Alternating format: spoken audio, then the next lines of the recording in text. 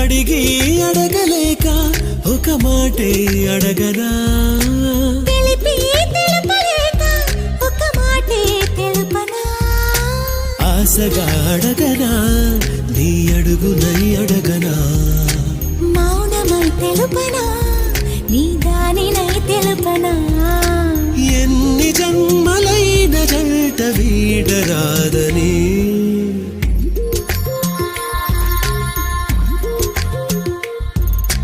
అడిగి అడగలేక ఒక మాటే అడగనా.